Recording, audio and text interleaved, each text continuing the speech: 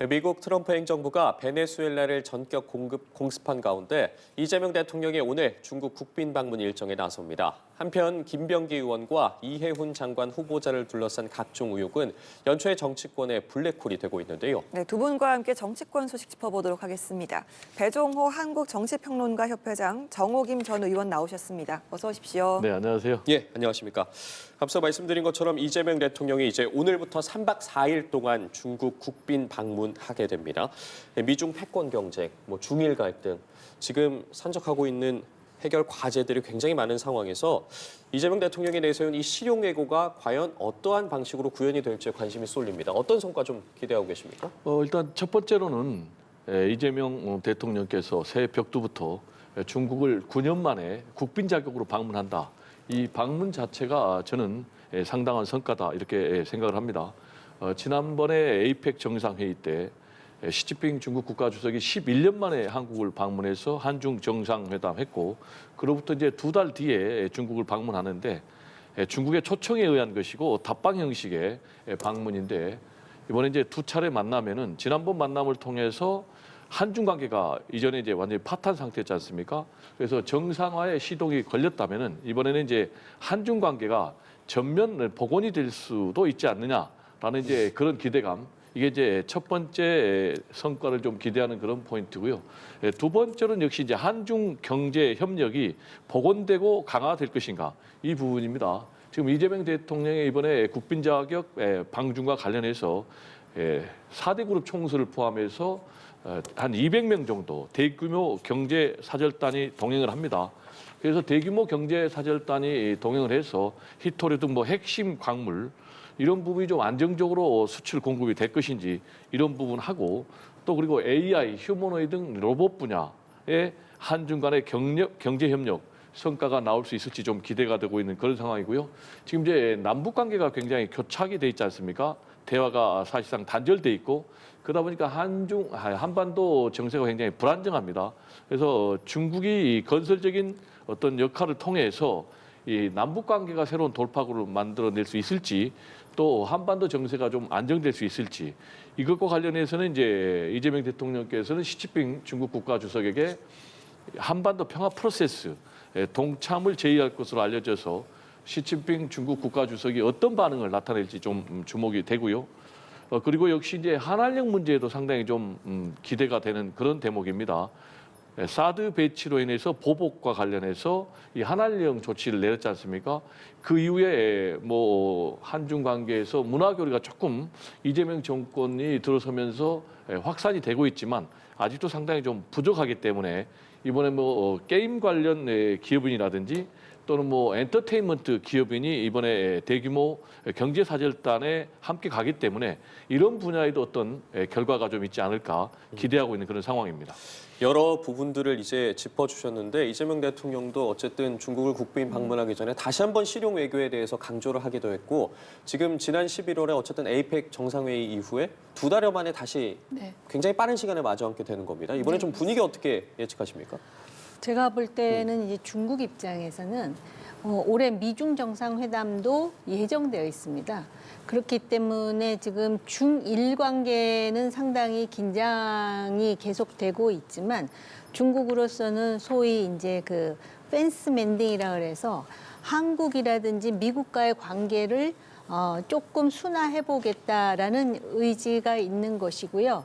특히 한국과의 정상회담에서 대만 문제에 대해서 한국이 확실한 입장을 취해줄 것을 원하는 분위기인 것 같습니다. 그래서 실용 외교의 내용 속에 대통령이 하나의 중국을 존중한다고 했는데 하나의 중국을 존중하는 거는 미국도 마찬가지인데 과연 2027년을 소위 그 대만 통일의 목표 연도로 지금 시진핑이 삼고 있는데 이 대만 문제에 대해서 한국이 어떻게 할 것이냐가 상당히 예민한 쟁점이 될 수가 있고요.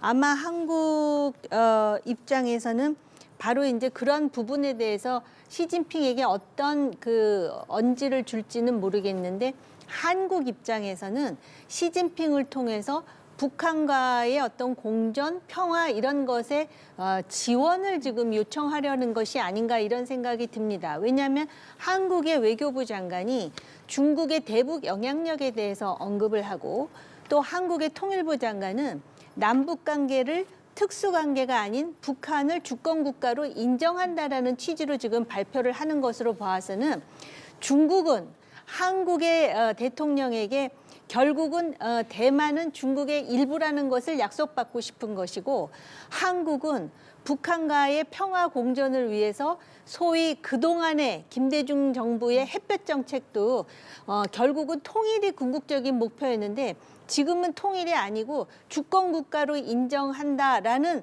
어떻게 보면 김정은의 입장을 상당 부분 취합하면서 여기에 평화 공존을 아마 중국으로부터 협력을 얻어내려고 하는 것 아닌가 이런 생각이 듭니다. 나머지 이제 사드라든지 한안령 같은 것은 지금 중일 관계가 상당히 나쁜 방향으로 가고 있기 때문에 실용 외교의 일환으로 만약에 그거와 관련해서 시진핑의 전향적인 입장을 약속받는다면 그거는 외교의 성과라고 할 수 있는데 지금 얘기를 들어보면 공동성명 같은 것은 없다고 하지 않습니까? 네. 지켜봐야 할 대목입니다. 네, 알겠습니다. 이렇게 이 대통령이 방중을 하기 직전에요. 미국에서는 이제 트럼프 행정부가 베네수엘라를 공격을 해서 반미 성향의 마두로 정권을 축출을 했습니다. 지금 뭐 국제사회도 그렇고 또 우리 정부도 어떻게 대응을 해야 할지가 상당히 좀 관심을 모으고 있는데 가장 걱정이 이제 뭐 유가를 비롯한 경제에 끼칠 영향 아니겠습니까? 네, 지금 이제 말씀하신 대로 굉장히 유가가 불안정해질 수 있다라는 이제 그런 측면이 나오고 있고 단기적으로는 그렇습니다. 그렇지만 이제 장기적으로는 오히려 유가가 안정이 될 수도 있다. 이렇게 지금 상반된 그런 시각이 나오고 있어요. 역시 이제 가장 중요한 것은 이 마두로 정권을 지지하는 그런 세력들이 계속해서 무장 항전을 할 것인가. 그로 인해서 지금 베네수엘라가 만약에 내전 상태로 가게 되면 이 문제가 굉장히 장기화되기 때문에 트럼프 대통령의 당초 구상이 흔들릴 수가 있고 그렇게 되면 이제 유가가 굉장히 불안정해질 수가 있단 말이에요. 그러면서 이제 유가 불안정으로 끝나는 것이 아니라 이 유가 문제가 앞으로 달러화하고 또 연동이 돼 있다. 그렇게 되면 이제 우리나라 경제 입장에서는 이 유가가 흔들리면은 당연히 경제가 불안정해지고 동시에 이제 달러 문제까지 또 흔들리게 되면 경제가 더 불안정해지니까 지금 이제 대한민국의 경제 수장들이 이 부분에 대해서 민감하게 다각도로 대응을 지금 펼치고 있는데 역시 관건은 과연 이제 트럼프 대통령에 의해서 미국의 메이저 국가 석유 기업들이 빠르게 이 유가를 공급을 해서 기름을 공급해서 유가를 안정시킬 수 있을지 이게 관건이 아닌가 이렇게 생각이 됩니다. 예, 지금 미국의 이 같은 베네수엘라 공습과 관련해서 중국에서는 굉장히 좀 질타하는 메시지가 나오기도 했는데요. 양국 정상이 만나게 되면 이런 내용도 좀 이야기를 하겠습니까? 한국과 중국 정상 간에 이제 직접적으로 얘기는 안 하지만 예를 든다면 뭐 내정에 간섭하지 않고 주권을 인정하고 뭐 그런 얘기가 나올 가능성은 있는 것 같습니다. 왜냐하면 또 우리 외교부 장관이 한중 정상회담을 앞두고 과거의 웨스트팔리아 조약에 대해서 언급하는 것으로 봐서는 그런 얘기를 조금 하지 않을까. 중국은 이런 미국의 행태에 대해서 굉장히 예민합니다. 그래서 유가와 관련해서도 지금 트럼프가 베네수엘라를 한동안 운영하겠다. 지금 이렇게 얘기를 하는 것의 의미가 무엇인지를 지켜봐야 되고요. 트럼프를 많은 사람들이 고립주의자라고 하는데 미국의 국익에 필요하다면 개입도 하는 거 아니겠습니까? 이러한 그 일련의 트럼프 행동은 중국뿐만 아니라 북한에게도 여러 가지 함의를 남기는 부분입니다. 특히 베네수엘라의 독재자와 북한과는 상당히 가까운 것으로 알고 있습니다. 그래서 오늘 아침에 북한의 탄도미사일 발사가 단순히 한중 정상회담에 대한 경고성이냐 아니면 미국의 행태에 대한 경고냐 여러 가지 해석이 엇갈리는 이유도 그거라고 보고요. 제가 볼 때는 그 유가는 사실은 베네수엘라도 주요한 산유국이지만 또 중동의 산유국도 있기 때문에 이거 자체가 유가에 어떤 큰 영향을 줄지 여부는 좀 지켜볼 필요가 있고요. 이 미국의 트럼프가 자신의 중간 선거라든지 국내 정치 여러 가지 포석 때문에 이런 식의 외교적인 어떻게 보면 이렇게 하는 건 굉장히 예외적인 일이거든요. 예. 그래서 우리는 이거를 경제적 파장뿐만 아니라 안보적 파장에서도 상당히 심각하게 들여다볼 필요는 있다라고 봅니다. 네. 짚어주신 부분에 대해서는 어떻게 생각하세요? 지금 당장 이번 공습이 핵무기를 보유한 북한에 어떤 메시지를 줄 수도 있다라는 분석들도 나오고 있는데 당장 오늘 탄도미사일 발사를 했고요. 미국이 지금 베네수엘라를 공습한 이후에 이제 있었던 일입니다. 이 부분도 어느 정도 영향을 미쳤을 거라고 보세요? 당연히 영향을 미쳤다고 보죠. 예. 지금 이제 타이밍이 중요한데요. 이 타이밍이 지금 트럼프 대통령이 지금 베네수엘라를 지금 사실상 무력으로 장악을 한 그런 상태 아닙니까? 그래서 마두로 대통령을 지금 미국의 구금 시설에 지금 구금하는 그런 상황이 되기 때문에 북한 입장에서는 굉장히 민감하게 반응할 수밖에 없는 그런 타이밍이다. 그리고 또 하나는 이제 이재명 대통령의 방중 일정이 시작되기 직전 아니겠습니까? 예. 이런 상황에서 이 탄도미사일이 발사가 됐다라면은 그냥 탄도미사일을 발사하는 것이 아니고 의도를 갖고 하는 탄도미사일 발사라고 봐야 되겠고요. 두 가지의 이제 의도가 있다. 하나는 이제 말씀드린 대로 이재명 대통령의 방중과 관련해서 겨냥한 탄도미사일 발사. 또 하나는 이제 트럼프의 미국이 지금 마두로를 사실상 무력으로 지금 장악한 이런 상황에 대한 이 메시지 두 가지가 있는데 그래서 이제 전체적으로 보면 이거는 일종의 무력 시위다. 그러면 이제 이재명 대통령의 방중과 관련해서는 지금 이재명 대통령께서는 시진핑 중국 국가주석을 만나가지고 한반도 비핵화 프로세스를 강력하게 요구를 할 거거든요. 그러면서 이제 중국의 참여를 요구를 할 건데 최근에 이제 중국에서는 지금 비핵화라는 용어를 아예 안 쓰고 있단 말이에요. 이런 상황에서 지금 탄도미사일을 발사한 것 자체가 이 한중 정상회담을 겨냥한 무력 시위다. 이렇게 해석이 되고 있고요.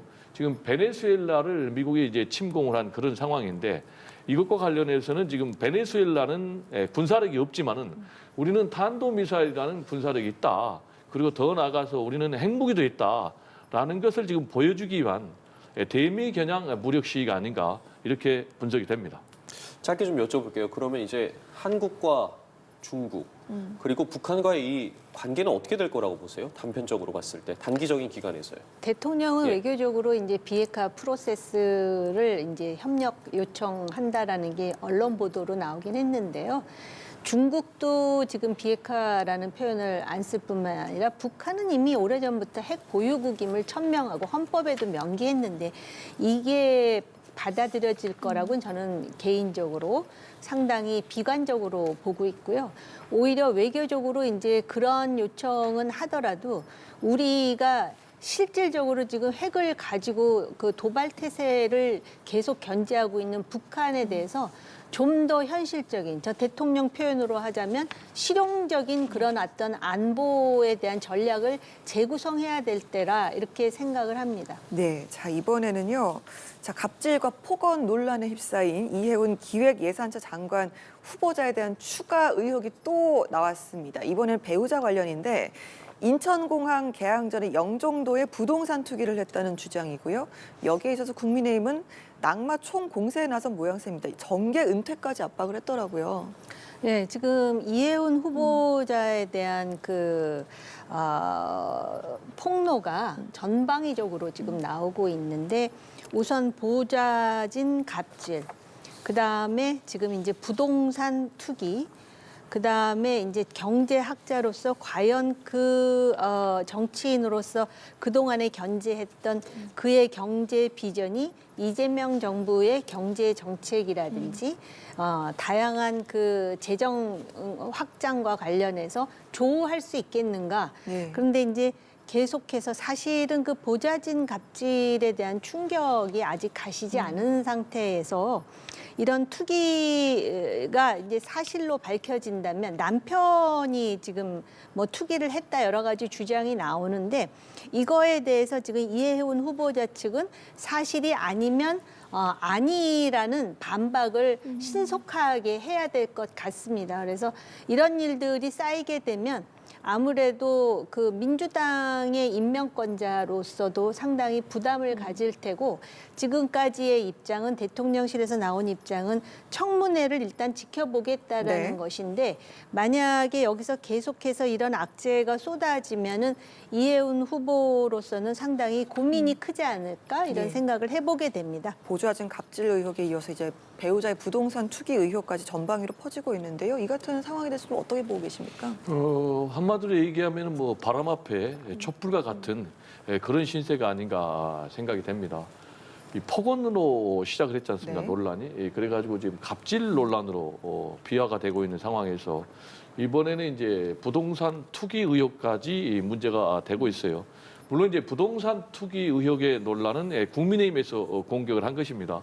그렇지만 이제 사실관계가 일단 분명하기 때문에 상당히 좀 방어하기가 어려운 것이 아닌가 이렇게 생각이 되고요.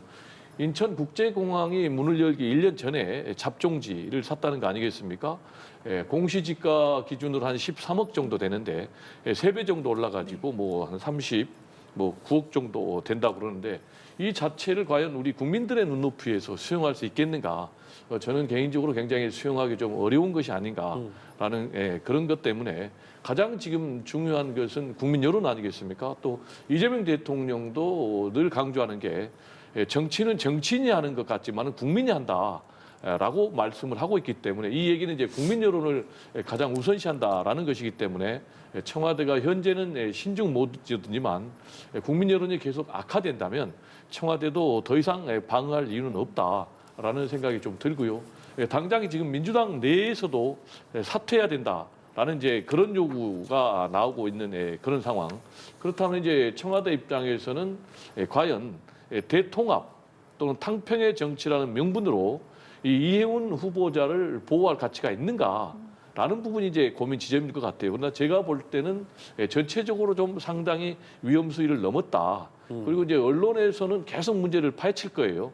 그렇게 되면은 결론적으로 얘기하면은 이해운 후보자가 청문회 검증 과정에서 엄청난 이제 문제 제기 또는 뭐 비리가 폭로가 되면 결국은 제가 볼 때는 뭐 이 허들을 넘기는 어려운 결론으로 가지 않을까 이렇게 예상이 됩니다. 아, 그러면 청문회는 열릴 거라고 보십니까? 청문회 전에 낙마할 가능성에 대해서는 어떻게 보세요? 이제 그거는 너무 성급하고 좀 가혹한 것인데요. 일단 청문회는 좀 가지 않겠는가라는 이제 그런 생각이 일반적인데 앵커께서 질문하는 것 자체가 상당히 위험하지 않느냐라는 걸 지금 전제로 하는 질문인데 뭐 앵커께서 그렇게 생각한다면 여기 아까 제가 말씀드린 대로 바람 앞에 촛불이라고 그랬는데 또 제2, 제3의 비리가 폭로가 된다면 청문회 전에도 스스로 사퇴할 가능성도 배제하기 어려운 지경이 아닌가 이렇게 생각이 듭니다. 예, 제 생각을 말씀드린 건 아니고 어쨌든 뭐 저희가 여러 가능성을 열어놓고 이야기를 나누고 있는 상황이고 당장 여당에서조차도 이제 사퇴해야 된다라는 공개적인 목소리가 분출이 됐기 때문에 과연 청문회까지 이거 갈 수 있을 것이냐라는 목소리도 나오고 있습니다. 어떻게 좀 보세요? 그러니까 이제 그동안의 여야가 나름대로 통합의 노력을 특히 이제 집권당 입장에서 다양한 입법을 할 때도 좀 국민의힘의 입장을 좀 이렇게 수용하면서 그래서 국민의힘이 지금 달리 할 게 없으니까 법안이 올라갈 때마다 상정될 때마다 계속 필리버스터를 해오지 않았습니까?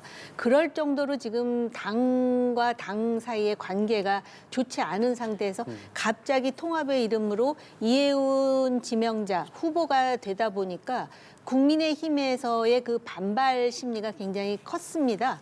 특히 이제 이해운 후보가 윤석열 전 대통령에 대해서 거의 친윤에 앞장서는 것 같은 발언이라든지 행동을 또 했던 거에 대한 아마 그 약간 뒤통수 맞는 그런 심정도 있는 것 같습니다. 그러다 보니까 국민의힘에서는 계속 이 후보자에 대한 문제점을 파헤치고 파묘하는 상황이고 그런 과정에서 이제 그 우리가 알고 있는 여러 가지 내용이 나오니까 지금 아마 민주당이나 대통령실에서도 일정 정도는 뭐 도전이다 이런 표현을 하면서 지금 고민하고 있는 상황이 아니겠습니까? 그래서 여기서 지금 계속 수위가 올라가다 보면 지금 말씀하신 그런 시나리오도 지금 가능한 상황이다라고 전 조심스럽지만 그렇게 보여집니다. 네, 이번에는 민주당 공천원금 의혹에 관련해서도 좀 이야기를 해볼 텐데요. 강선 의원 논란이 커지자 자진 탈당했고 민주당은 징계 회피성 탈당으로 보고 제명 조치를 내렸습니다. 여기에 이제 당시 공천관리 간사였던 김병기 의원이 이를 알고도 묵인했는지도 조사하는 상황인데요. 민주당 내에서는 상당히 좀 내부 충격도 적지 않은 상황인데 먼저 목소리 듣고 대담 이어가도록 하겠습니다. 김병기 의원 건에 대해서는 윤리심판원에서 조사 및 이 절차 과정을 밟고 있는 것으로 알고 있습니다. 조사를 통해서 사실관계를 명확히 규명하고 민주당의 정체성에 흠이 간 것 아니냐라고 하는, 더구나 지방선거를 앞두고 있고. 네, 자 민주당 정청래 대표는 어제 지방선거 공천 헌금 의혹에 대해서 공식적으로 사과를 했습니다. 참으로 부끄러운 일이다. 또 환부를 도려내고 전화위복의 기회로 삼겠다라고 밝혔는데요. 이 같은 목소리는 좀 어떻게 들으셨어요? 네, 말씀하신 대로 정말 부끄러운 일이고요. 또 충격적인 일이고요. 이번 기회를 통해서 발본색원에서 뿌리를 뽑아야 된다라는 말씀 좀 드리고, 민주당의 이제 김영진 의원 같은 경우도 얘기를 했잖아요. 이 공천헌금 비리라는 것이 20년 전의 악습인데 이런 게 다시 터졌다. 그리고 민주당에서 터졌다는 게 정말 충격적이다. 라고 얘기를 했는데, 우리 국민들 입장에서는 공천헌금 비리의 민낯을 전체는 아니지만 일정 부분을 직접 확인한 그런 사건이기 때문에 상당히 좀 충격이 있겠고, 과연 이 공천헌금 비리 문제가 그러면 강선우 의원의만의 문제겠는가? 지금 또 문제가 이루어지고 있는 것이 지금 김병기 전 원내대표까지 지금 확산이 되고 있지 않습니까?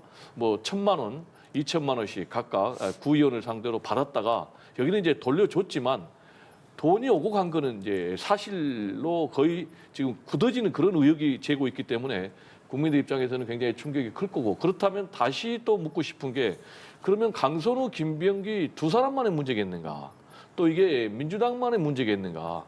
국민의힘은 과연 여기에 대해서 문제가 없겠는가? 라는 그런 문제 제기가 되고 있기 때문에 이번 기회에 수사기관에서 확실하게 좀 수사를 해야 되겠고, 지금 뭐 공천 관련해서 민주당에서는 이제 공천 신문고 제도를 만들어서 비리 제보를 받겠다고 그러는데, 저는 이런 움직임이 민주당뿐만이 아니고 국민의힘에서도 이런 비리를 좀 신고받는 그런 움직임을 동시에 해서 정치권 자정의 계기로 삼아야 된다라는 좀 말씀을 분명히 좀 드리고, 관련해서 지금 기초의원들까지 과연 정당 공천을 하는 것이 맞는지, 이런 부분에 대해서 저는 심각하게 동시에 고민해 볼 그런 시기가 아닌가 생각이 됩니다. 네, 발본색원의 기회로 삼아야 한다라고 하셨는데, 국민의힘에서는 경찰 수사로는 부족하기 때문에 특검을 도입해야 된다고 좀 주장을 하고 있고요. 또 범여권인 조국혁신당에서도 비판의 목소리가 나왔습니다. 이 같은 주장은 어떻게 보세요? 네, 이거 뭐 특검 사안이죠. 국민의힘의 2022년에 뭐 건진법사가 공천 헌금을 받았느냐 해가지고 그것도 특검의 내용에 들어가지 않았습니까? 근데 이거는 지금 현직 의원이 둘이나 지금 연루가 되어 있고, 그렇기 때문에 이게 민주당만의 문제이냐 그랬는데, 그동안 민주당만 깨끗한 것처럼 했는데 실제로 민주당이 상당히 지금 부패해 있다라는 걸 온몸으로 보여준 사례라고 볼 수가 있습니다. 그러다 보니까는 공정성이라는 입장에서, 그리고 그동안에 경찰, 사실은 특검도 지난번 민중기 특검 보면 얼마나 편파적이었습니까? 그럼에도 불구하고 이런 문제를 발본할 수 있는 주체는 특검이어야 되지 않느냐라는 관점에서 아마 국민의힘이 그런 주장을 하는 것 같고요. 아마 지방선거도 압승을 원하는 대통령이나 민주당 입장에서는 그 민주당의 수석 대변인의 표현대로 지금 멘붕 상황인 것 같습니다. 그런데 지금 내용을 들어보면은 너무 고질적일 뿐만 아니라 어떻게 이런 악습이, 그것도 상당히 뭐랄까, 젊은 정치인들에 의해서, 정치인에 의해서 이렇게 행해졌다라는 것이 더욱더 그 패닉을 만드는 요인이 되고요. 20년 전에나 있었던 뭐 이렇게 말한 의원이 있다 그러는데, 이건 상존했던 것 아니냐라는 의심을 지울 수가 없고요. 공천이라는 제도가 존재하는 한 이런 악습은 계속될 것 같습니다. 그러니까는 지역에서 후보를 정할 때도 지역민들이 선택하게 하는, 그리고 그게 공정하게 관리되는 시스템이 아니고 당에서 공천을 주다 보면, 그래서 지금 아예 대놓고 이렇게 말하는 사람들도 있습니다. 지방선거에서 그 당의 경우에 뭐 구의원은 얼마고 시의원은 얼마고 이런 웃지 못할 얘기까지 나오는데, 이거를 지금 경찰이 신속하게 그리고 철저하게 수사해달라 이렇게 말한다고 해서 유권자들이 이거를 액면 그대로 받아들이겠습니까? 알겠습니다. 관련해서 여야 대치 이번 주도 계속될 것으로 보이는데요. 상황 좀 지켜보겠습니다. 오늘 두 분 말씀은 여기까지 듣죠. 지금까지 배종호 한국정치평론가협회장, 정호김 전 의원과 함께했습니다. 두 분 고맙습니다. 네, 감사합니다.